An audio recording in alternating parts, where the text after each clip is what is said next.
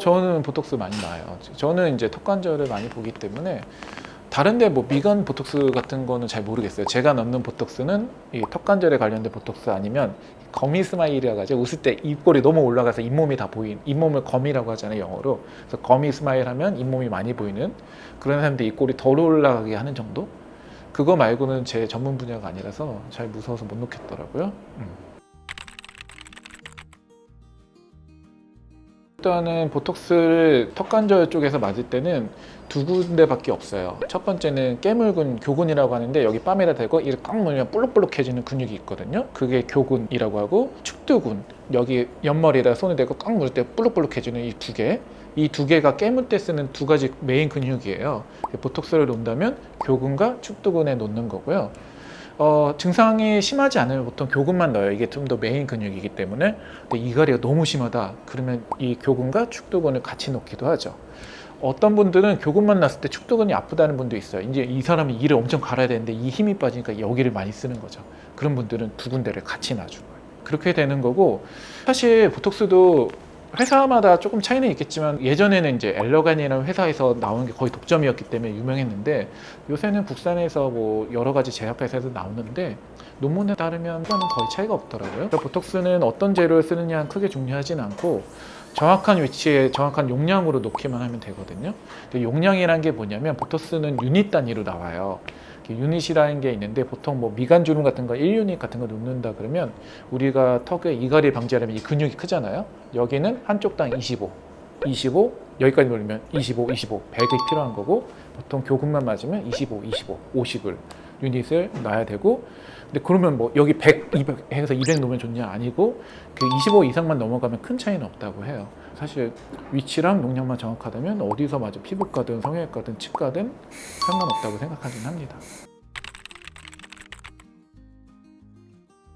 보톡스 마저도 이갈이 똑같이 해요. 이갈이 했을 때 문제가 두 가지가 있겠죠. 첫 번째는 치아들이 너무 눌려서 깨지거나 그런 게 있고, 또 이를 꽉 무니까 턱관절이 아파지는 거거든요. 그래서 이갈이는 놔두되 이를 가는 힘 자체를 확 줄여버리는 게 보톡스예요. 보톡스는 뭐냐면 이제 보톨리눔 톡신이라는 거의 줄임말이죠. 보톡스는 통조림 캔에 있는 세균을 누가 먹었더니 죽었어요. 왜 죽었나 봤더니 호흡기를 담당하는 근육이 힘이 빠져가지고 호흡을 못해서 죽었어요. 그러니까 보톡스를 맞으면 근육의 신경 전달 물질을 차단해서 근육이 수축을 못하게 하는 거예요. 근데 이거를 누군가 한번 근육 수축 못하게 하는데 써볼까 해서 처음에는 이제 막 경련 같은 거 있는 환자한테 썼더니 좋아졌어요. 그래서 그러면은 근육 때문에 생기는 이렇게 주름살 써보면 어떨까 썼더니 주름살 펴지고, 그래서 이렇게 쓰는 거고. 그래서 보톡스를 맞았을 때 근육의 수축 능력, 그러니까 힘 줄 수 있는 게 반 이상 줄어요. 미간 같은 데 거의 100% 주는데 여기는 워낙 근육이 세서 아무리 맞아도 근육의 힘을 100% 주진 않고 반으로 주니까 이갈이 빈도는 똑같지만 그 힘 자체가 반으로 주니까 턱도 편해지고 치아에 힘도 덜 가는 거죠.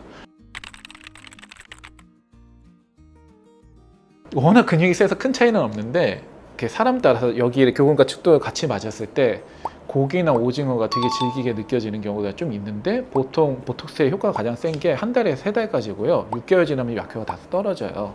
그래서 보통 한 달에 3달까지는 고기나 오징어 같은 게 되게 질기게 느껴질 수 있고, 근데 대부분은 이렇게 그 정도까지 약해지는 건 드물고 일반적인 식사할 땐 전혀 지장 없습니다. 그리고 보톡스 맞고 질긴 거 계속 먹으면은 근육 수축이 또 빨리 회복되거든요. 약효가 빨리 없어지죠. 우리가 운동을 쉬어야지 근육이 빠지는데 그 근육 빠지는 약을 줬는데 또 미친 듯이 운동하면 다시 빨리 붙잖아요. 마찬가지죠. 그 논문상으로 막 몇 살까지 막 그런 건 없는데, 제가 기억하기로는 뭐 13세 이상에서는 문제가 없었다는 보고도 있고 그래요. 그런데 사실 저도 성장기에 놓는 건 조금 불안하더라고요. 그래서 저는 보통 만 18세 이상부터 놓는 거고, 이건 딱 이론적 근거가 있는 건 아니에요. 그렇지만 이제 혹시 모르니까 그렇게 되고, 이갈이는 사실 성인보다는 소아, 특히 혼합체역이라고 하죠. 이제 초등학교에서 중학교 때 이빨이 유치해서 연구치료하고 때 많이 일어나고, 그거는 이제 병적이라기보다는 성장기 과정이라고 보긴 해요. 그래서 초등학교 고학년, 중학생은 이갈이가 되게 많아요. 턱이 성장하고 이빨이 유치로해서 연구치료 받기 때. 그래서 그거는 그냥 저도 환자분들께 큰 문제 없으면 정상이라고 말씀드리죠.